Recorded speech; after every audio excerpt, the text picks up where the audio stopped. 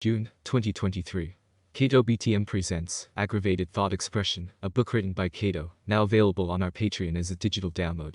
The book addresses graffiti in KATO's life, fights, arrests, life and change in Seattle, family, crew and his upcoming art exhibit. Aggravated Thought Expression features photos and writing giving a look into KATO's life in an autobiographical style. Now available on our Patreon. This book is the first time KATO gives a deeper look into his life and thoughts in a formally written format. All words and photos by KATO3ABTM. We're also releasing ZONEK, Taker Steel, a printed zine that will be sent to our Patreon members for the month of June 2023. Featuring 35mm photos of ZONEK bombing Montreal over the course of 68 hours.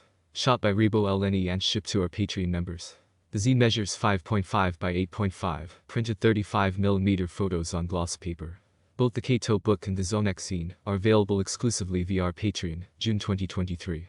Members also gain access to our Patreon library, featuring interviews from Ichabod the Rail God, Curve, Wayne, Lex, videos like SaveOTR and All We Got Is Us Too, and are sent out issues of Living Proof magazine, as well as other products we release. Angel and Z Radio is a show brought to you by the wonderful people at Art Primo. A graffiti shop like no other that has been proudly serving the community for decades from New York to Seattle and beyond. They have everything you need and you probably need everything they have. Mops, paint, inks, sketchbooks, stickers, bags and much more. Believe me, you will not want to miss this. artprimo.com. Enjoy the episode and goodbye. Thank you so much. No, thanks for having me. Yeah, super hyped to have you here. Yeah, so I guess, what do you think about LA now that you've been here for, 3 weeks you said? Yeah, I've been here 3 weeks, but I don't know. I used to hate it here because I came here on a trip about 7 or 8 years ago, and I don't think I couldn't get into bars or something like that, and we didn't have a car, and it was just I don't know, none of us had a car, so we couldn't do anything. And for a long time I didn't like it, and then I don't know, I started to like it more and more the more often I came here. Mm-hmm. And then I actually was here in November for 2 weeks, and that was the first time I was like, wow, I really like it here. Yeah, what do you like about it?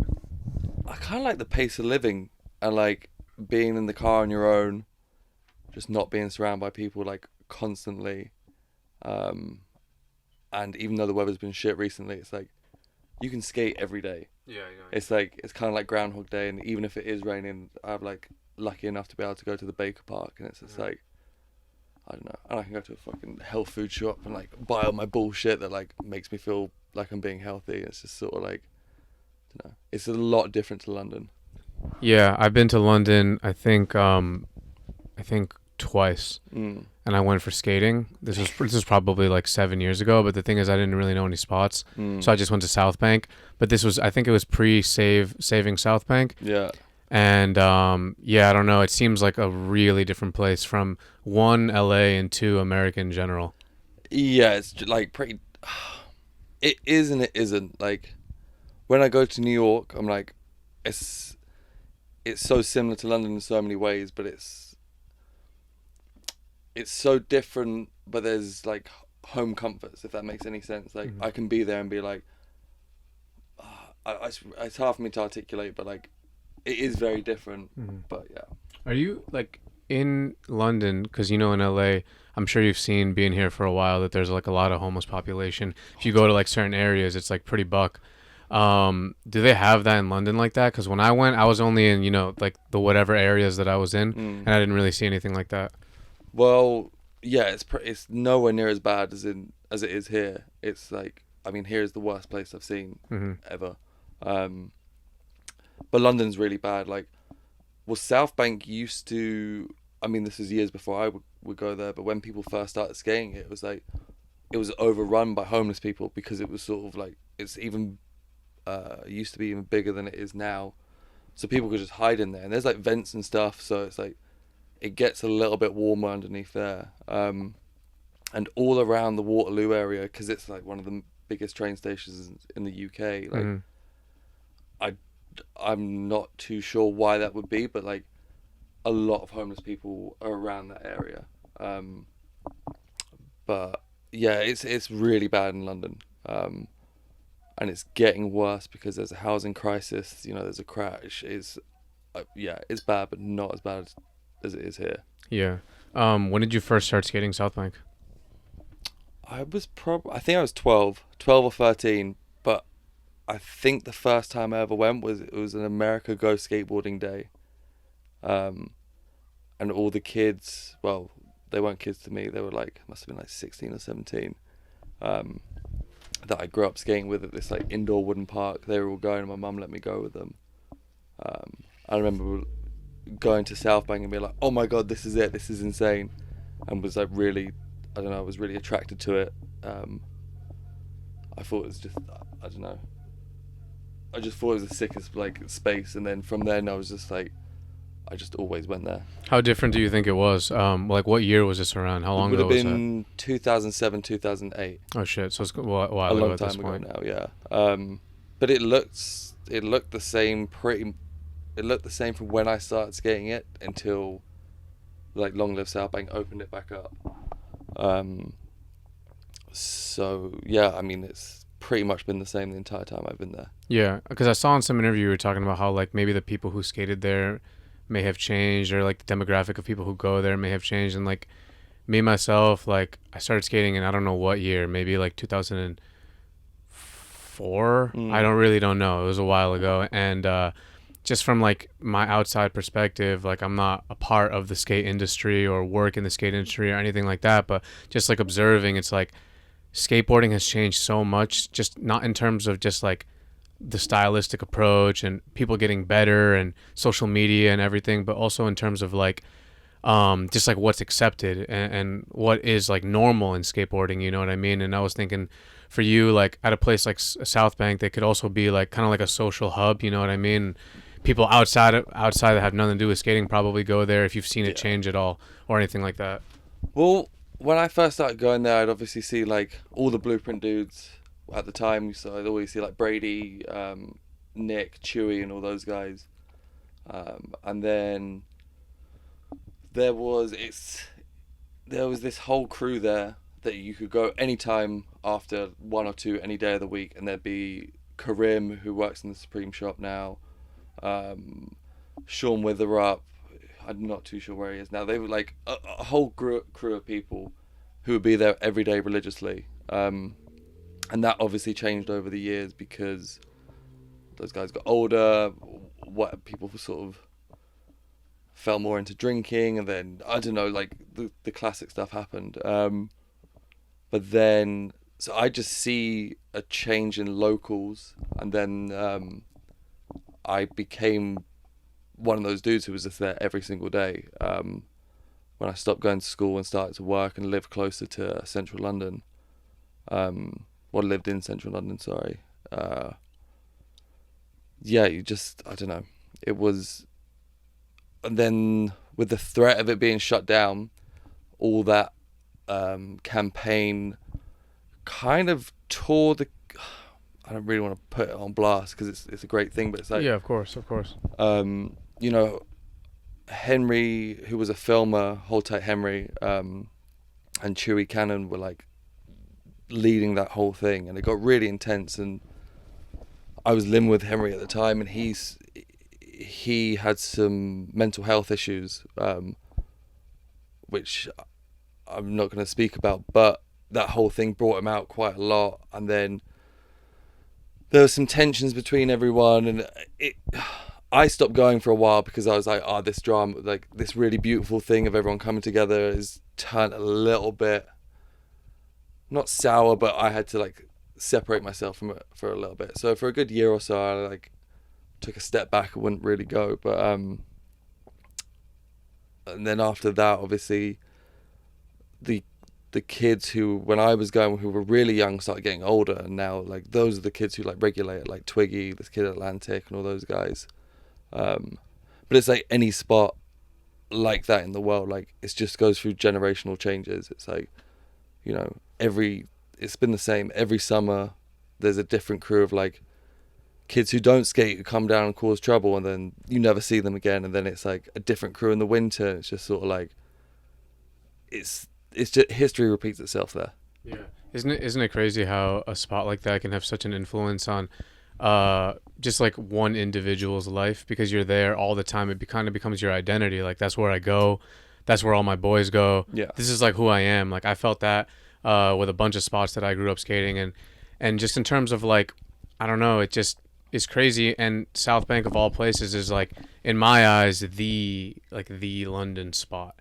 When they is there like obstacles there now, or is it like still just how it was? No, there's obstacles there, which I think originally Nike put them in, and then Adidas puts them in, and I couldn't tell you the ins There was and like a outs. table there too. Yeah, that was from Adidas. Yeah. Force, I think it was Chewy and Benny's colorways. I can't remember exactly what it was, but I mean, yeah, it is. I mean, it's a massive part of my identity. Like, you know, I've been going there pretty regularly. Well, a lot. For how old am I? 29. Yeah, 17 years. It's like, Because you started skating when you were 8. yeah. So it's a huge part of my life. It's a huge part of my identity. Like, even though now I'm a bit older and like I sort of don't go there past 2 or 3 p.m. because it gets too busy and it's a bit too hectic, and I'm just like, I don't know. I live really close to there. Okay. I live like 5 minutes away, which is funny because that was always my childhood dream. I was like, I want to live as close as I possibly can to South Bank, and now I do. So I'm fortunate enough that I can wake up, go get a coffee, and be there at like 9:30 on my own. But you know, it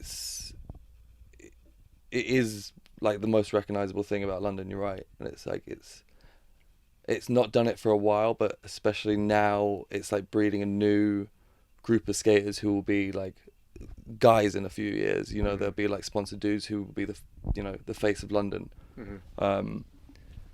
And it's just, I mean, it's just a massive part of the history. Yeah. I think it always will be.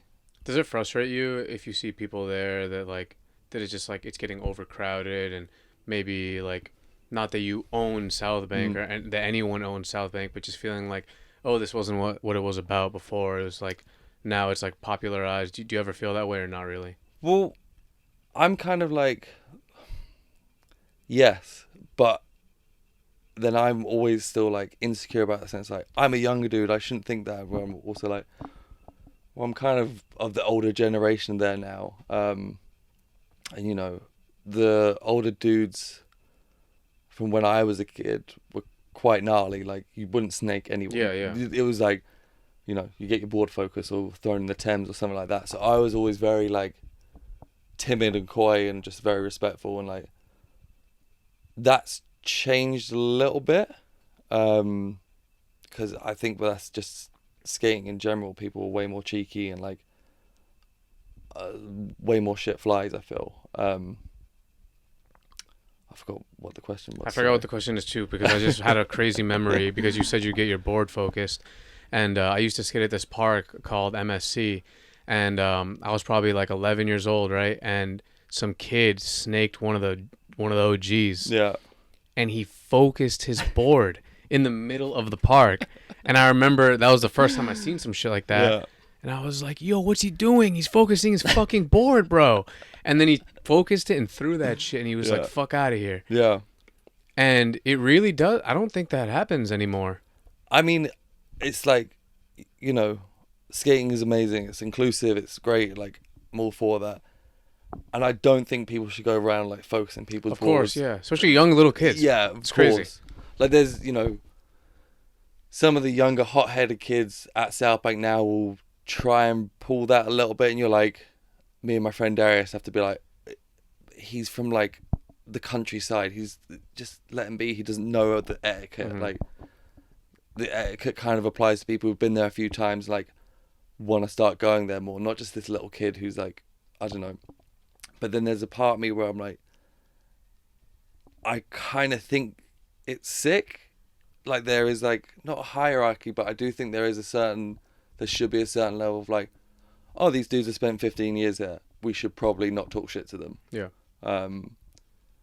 Like, I feel, and I don't know whether that's just like growing up there and seeing it and feeling it. I don't know. But I went to Pulaski this summer with Johnny, Nick, and Vincent, and that was the first time I'd ever been anywhere and been like, oh, I'm actually quite shook at the locals. Oh yeah. Not because they were being lame at all, like they were being so welcoming and nice, but I think, not that South Bank's a plaza, but it's one of those sort of meccas, you know, where there has to be a level of like politeness or just like a nod to people or whatever. So I was a bit like, oh God, I'm in their space. Yeah, yeah. And that's not the case, but I was quite happy because I was like, oh, that still exists. And I was quite stoked that I had to be like to myself and like, I don't know how to explain it, but No, I know what you mean. I think that's it does need to be a bit like that in skating still. I just think like I feel like skateboarding's roots were very like punk rock, hardcore punk rock. That's what I thought of it, like, you know, like attitude. You see photos of even in like old like skateboarder magazine of someone just doing like a front slash and their face is like, what? Yeah, you know what I mean? Like their face is like, this is me. Yeah. And it's like had so much attitude, and for me that's what like gave it a lot of style. Gave it a lot of like identity, like and not that it still doesn't have that. It's very DIY. It's very like it has tons of style still. But just with the acceptance of skateboarding, because skateboarding is drastically more accepted now than probably, I mean, ever. And it's like skateboarders can be models now. Skateboarders can be like can be anything they want to be. You know what I mean? And like the world's kind of catching up to like, yo, these dudes are pretty ill. Like this scene is pretty ill. I kind of want my piece. Like if you're like a high end brand or whatever, like I kind of want my piece of that. Let me, which is good for skating because then skateboarders get opportunities that otherwise like maybe they wouldn't get. And but then it's also bad because in a way it just gets like it's like the thing of it was like, at least to me in my like world, in my mind, was like, this is like our underground community. Like when I found like the first videos I seen, like one of the first videos I seen was circa It's Time. Yeah. And I was like, yo, like, you know what's sick about this shit is that it's not on YouTube, like at the time, and no one has this other than me and whoever has this physical copy. Like this is our shit. Yeah. And no one at my school knows about this. And I'm sure when you were 8 years old and how 10 years old, 12 years old is probably very similar. Yeah. And now it's like on YouTube and it's very accessible, with the way that you know, media goes. What do you think about skateboarding's merge into like more mainstream culture? I sort of my like how I see it is, I think is a bit contradictory to myself, because I have days where I'm like, fuck everyone, like fuck this is our thing, like let's skate down the street screaming, like I don't know, just fucking with people, just be, you know. But then there's another part of me where I'm like, it's sick that skating's in the Olympics, like, you know, I've spoken about it before, like when I was growing up, me and my dad didn't get on very well purely because of skating. And you know, it's the old classic. So the fact that now it's an Olympic sport will kind of probably won't ever get rid of it, but like will make some kid who wants to skate's life a bit easier because it's now an Olympic sport. Obviously it's a bit whack and like whatever.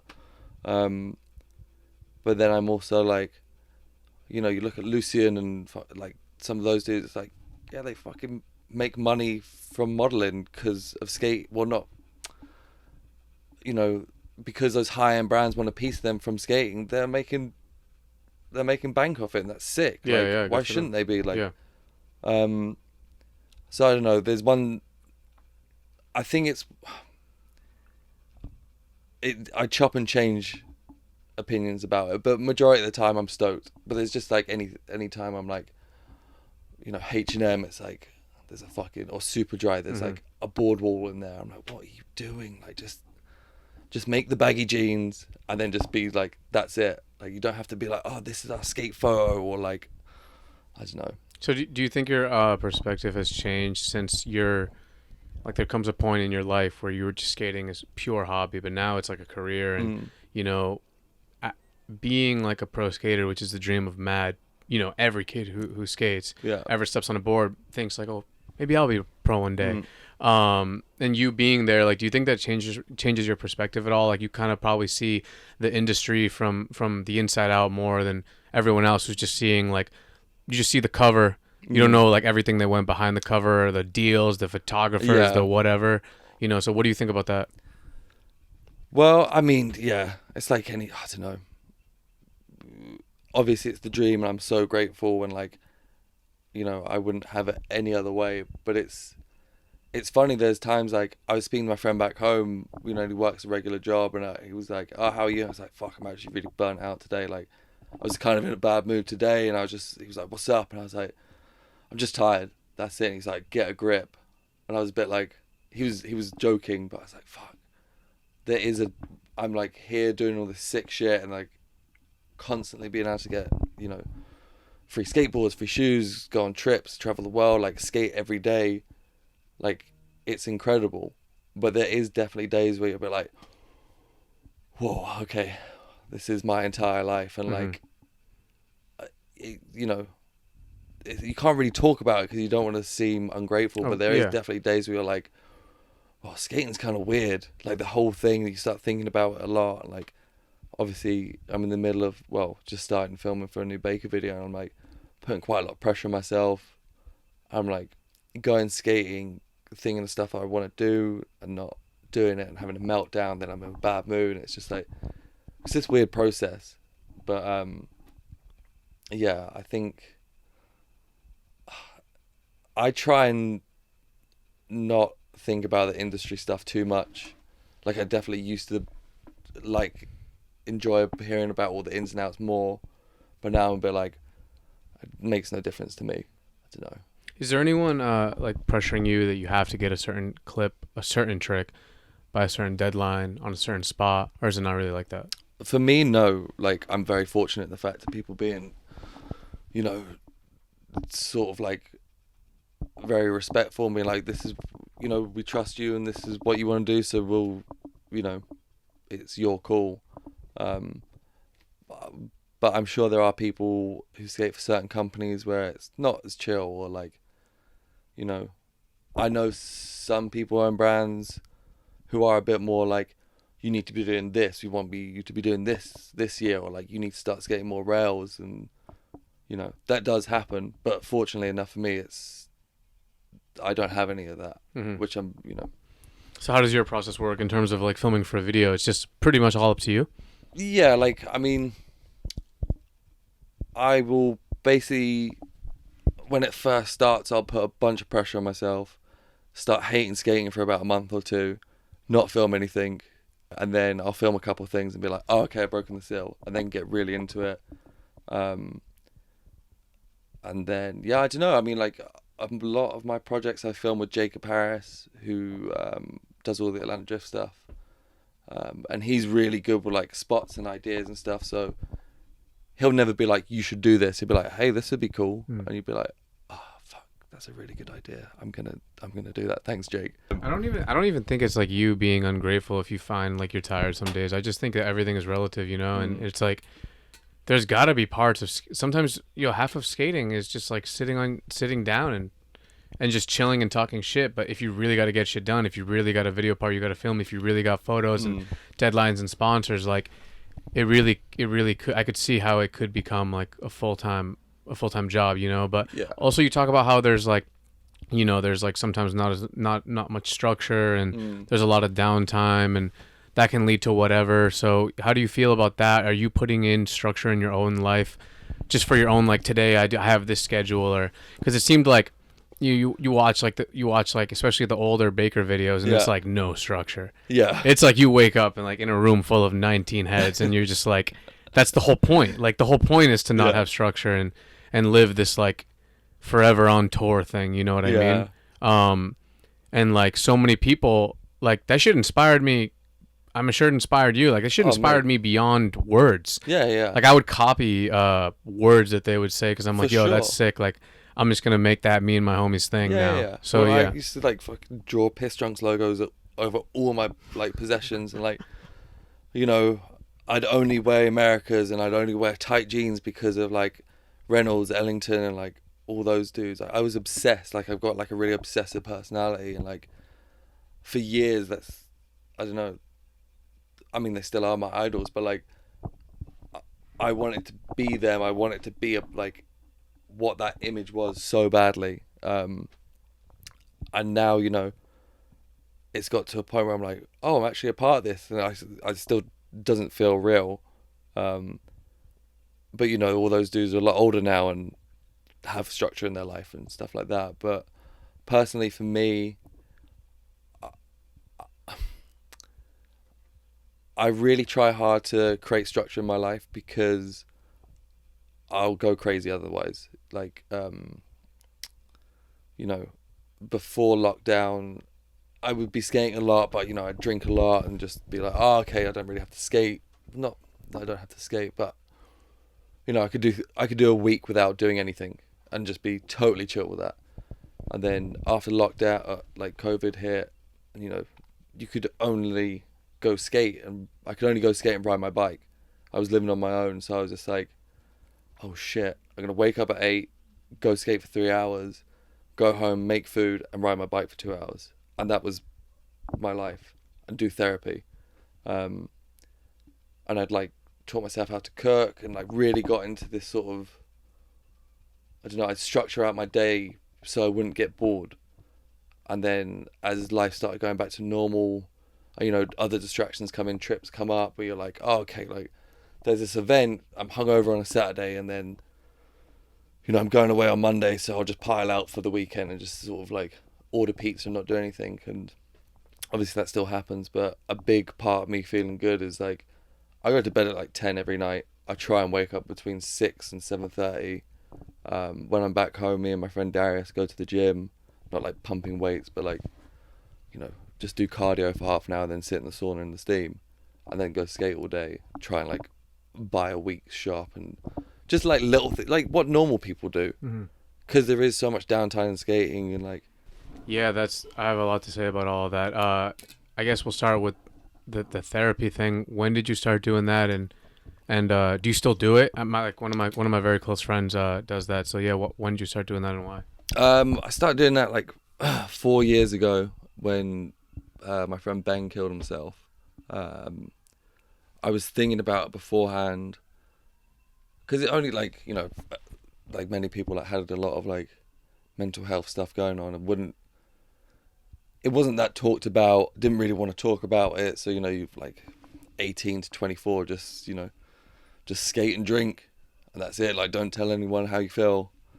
And then it took, you know, a close friend's suicide to be like, oh, okay, this is what it can turn into. So from that, it hit me really hard, and everyone in London, and like skateboarding as a whole, because it was, you know, I think it was a big eye opener. It was like, you know, everyone talks about like, oh, you can always hit me up and stuff, but it's like, can you really? Yeah. Like, it like was how often do we talk about this type of stuff? Exactly. Like never. Yeah, and he said, but then it's like, that's not even just in skating. That's just like, you know, it's drilled into us as kids, like, don't cry, like, or like, men don't cry, like, grow a pair, like all that stupid stuff. So that was kind of like an eye opener to be like, oh, okay, this can really like turn into something really, really bad. So I started doing therapy from that, and yeah, I've done it pretty consistently for 4 years. Oh shit. Yeah, that's awesome. How do you feel? Still crazy, but a lot less crazy. Like, you know, I think I did it 2 years consecutively, like every week.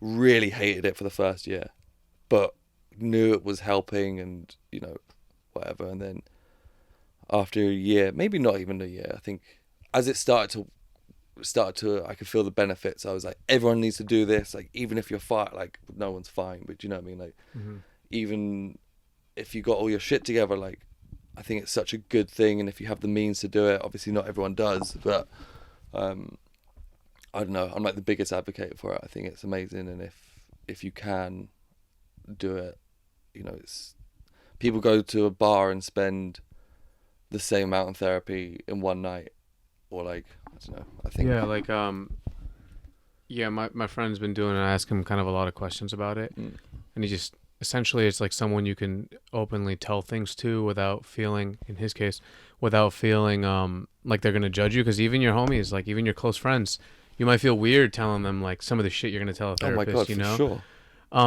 But for whatever reason, like, there's a pushback, like particularly probably if you're a male in our like, you know, society, there's like a pushback. Like I myself, like I consider myself relatively open-minded to these types of things.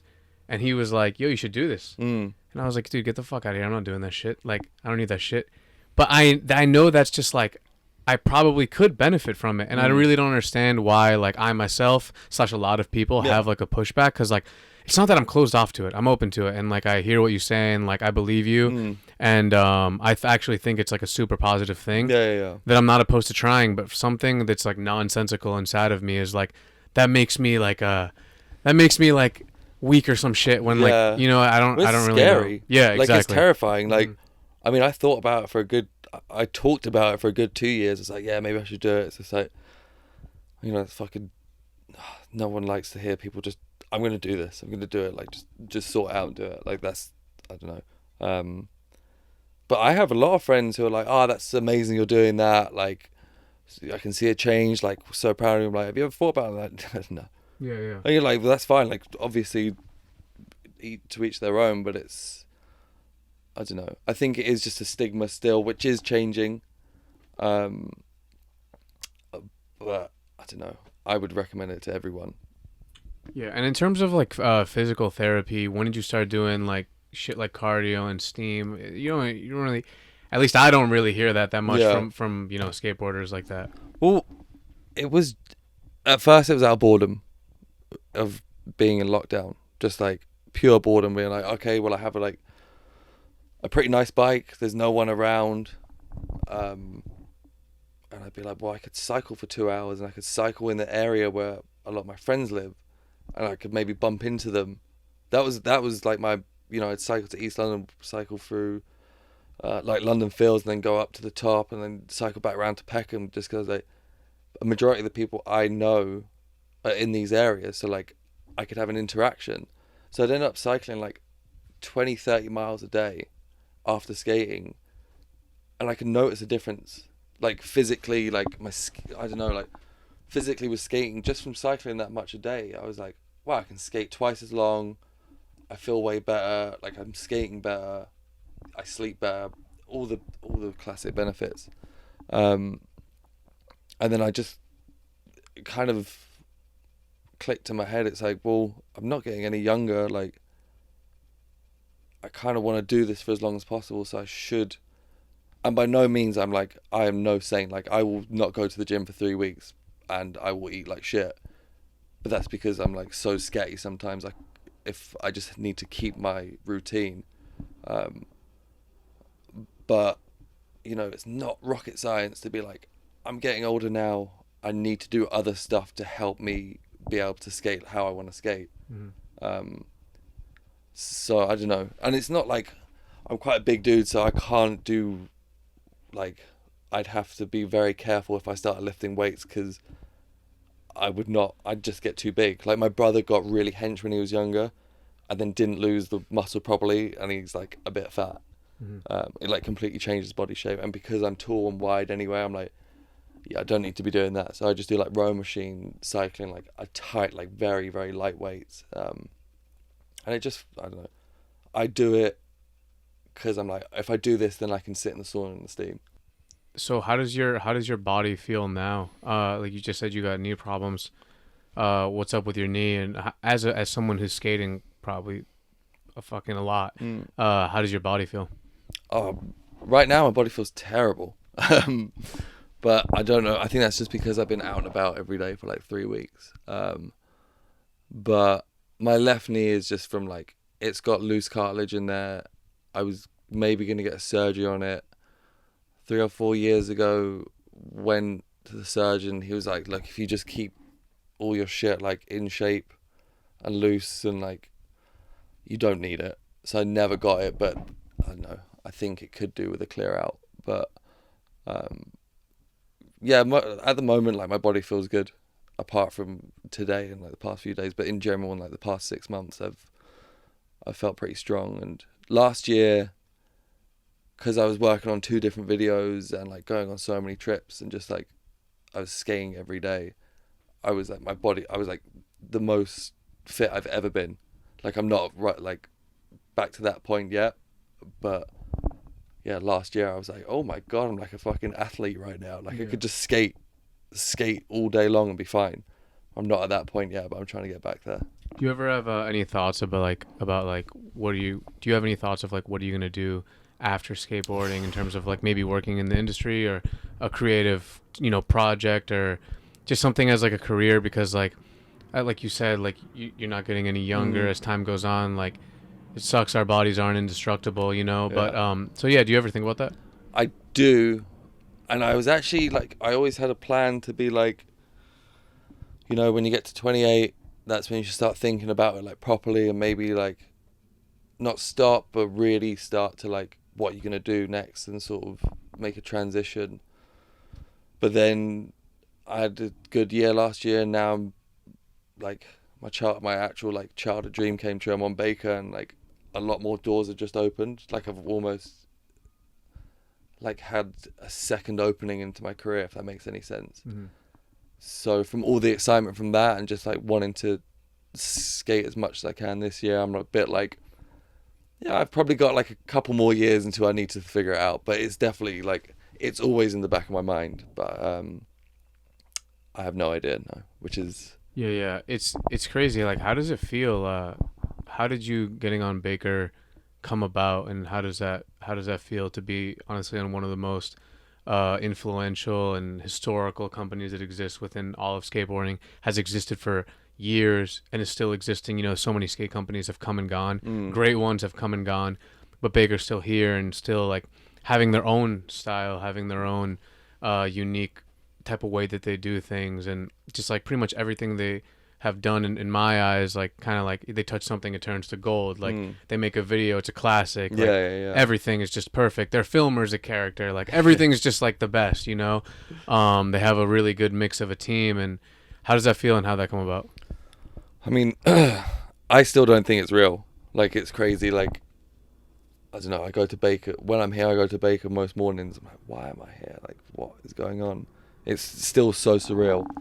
But I guess it came about because Jake was going to do Atlantic Drift as a board brand, and we had all left Isle, but then he got really ill, like super sick. He got really bad, like long COVID, and I don't think he'll mind me talking about this because he explained it to everyone, but it really fucked him up. Like he was pretty much in his room for 5 months, I think it was. So he was and this happened whilst the board brand was like about to get launched, about to go in production and all this stuff. And, he was so unwell, he couldn't do it. And, there was no, everyone was super understanding. Obviously, it's just like, we want you to be okay. We don't care about this. Like, obviously this would be sick, but like, you're our close friend and like, you've done so much for us in the past. Like, we just want you to be okay. So then he came to the decision to not do it, which, he then, a few days afterwards, he was on the phone to Reynolds about something completely different. Like, I think he wanted him to come on like one of the catfish trips, which is like these little videos he does on the side.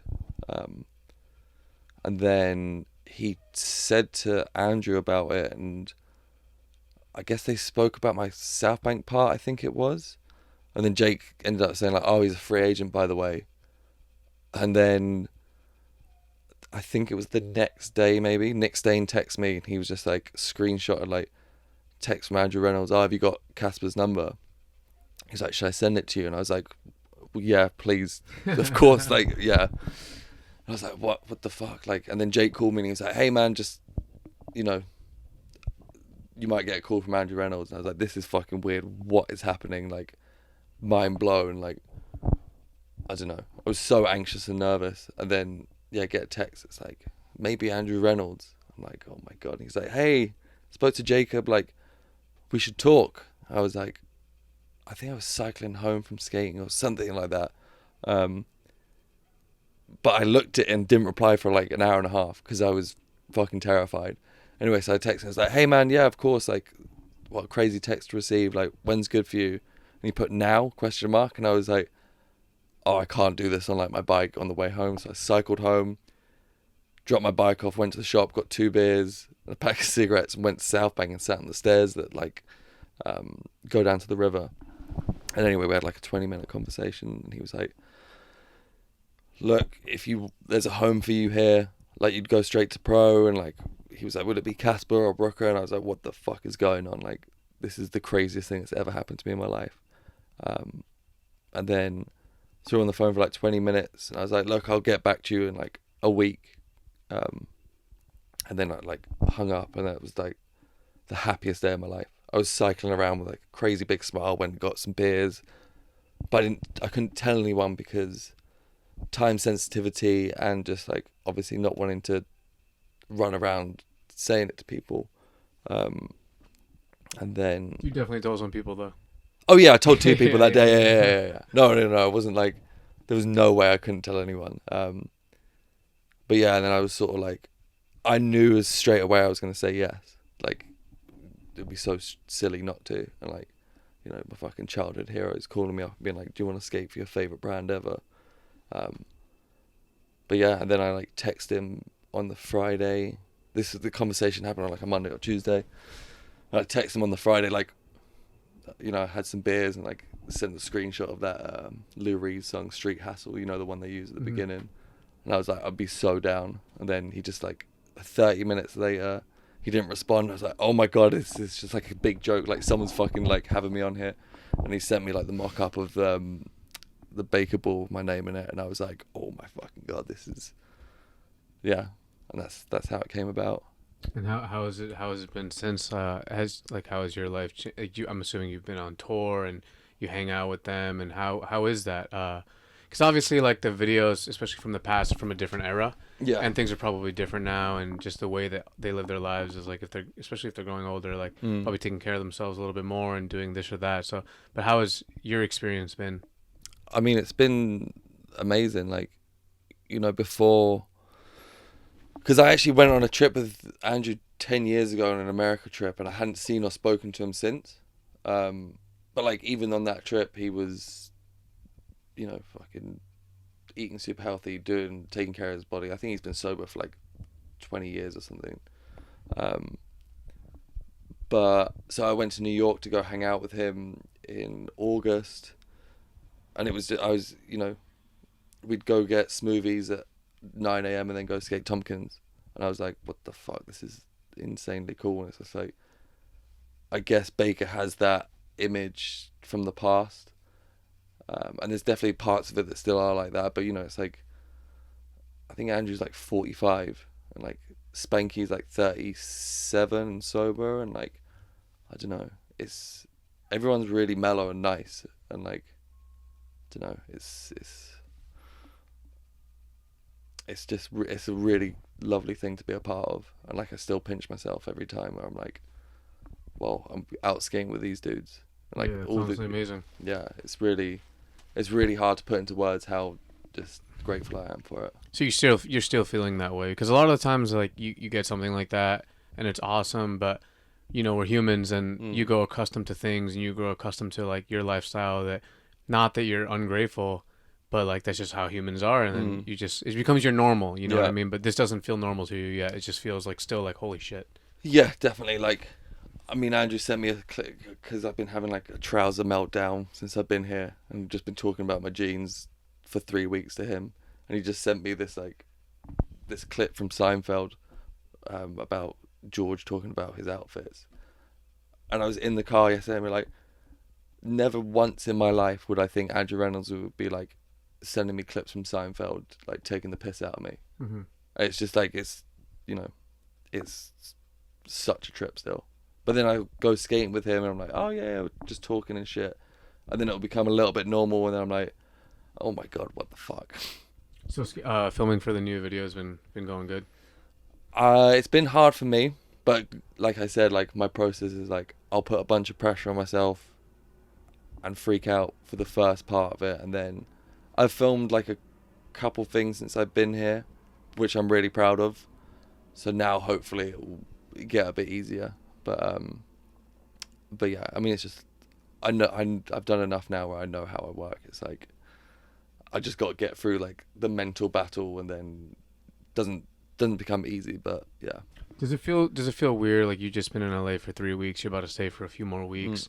Then you're gonna go to New York. You're gonna do this. You're gonna do that, and then you're not in London. You're not at your place near South Bank, and it's almost like, do you feel like you don't have? Because I'll feel this way sometimes, like that you don't have, like, you're not at your spot. Like, you're not at, like, there's like not as much consistency just because of the nature of the lifestyle. I mean,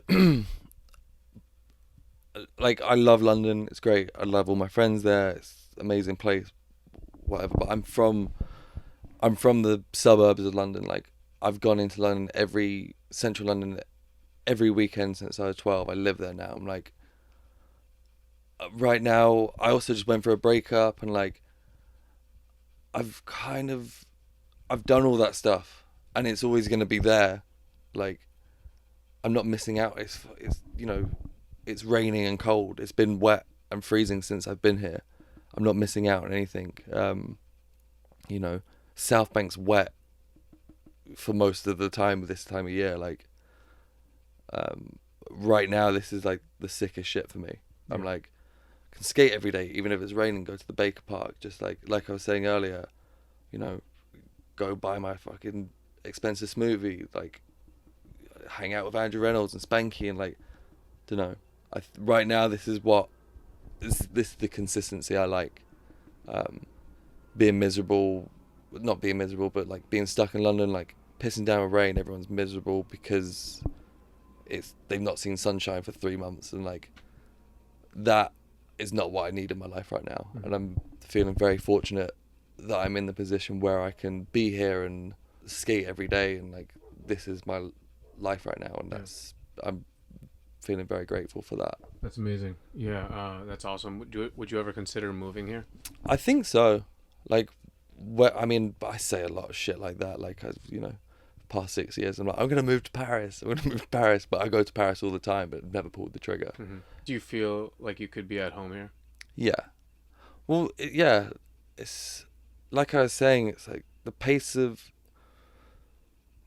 what I'm enjoying right now is like, it's making me learn to change my pace of life, actually. Like, you go to London, I wake up early, and you see everyone rushing to work, and like it's a little bit like New York in the sense, it's like there's always a feel that you need to be doing something. Like, it's hard to chill, and you stand, it takes 2 minutes to get a coffee, and here it's like, it can take you a good half an hour to like park, get a coffee, get back in, start. It's not as like, no, there is a difference. Yeah, I was just getting coffee, and yeah. It took like 2 minutes too long, and I was just like, oh, what's going on? Like, maybe they forgot. Exactly. I started questioning if they forgot, but it really wasn't even crazy. Like, but that's what I'm enjoying. It's like, it's making me be a lot more patient, and not as just like, I want this, I need it right now. Like, I know it sounds a bit silly because it's talking about a coffee coming out 2 minutes slower, but I like it. It's a slower pace, and it's making me a lot calmer. It's good. Yeah. I want to say thank you so much for coming on the show, and speaking your words and telling us about your story, and your ups and downs and everything you got going on. Pretty cool, because I feel like I don't think of skateboarding to have really anything to do with like some of the stuff you were talking about. You know what I mean? And I think that's cool, because I think that that's like the essence of it. Like, each his own person, and really like being your own person and being yourself. So yeah, thank you so much. And if you're ever in New York, you already know, you feel free to hit me up. Yeah, and for sure. Well, thank you for having me. 100%. Peace. Thanks.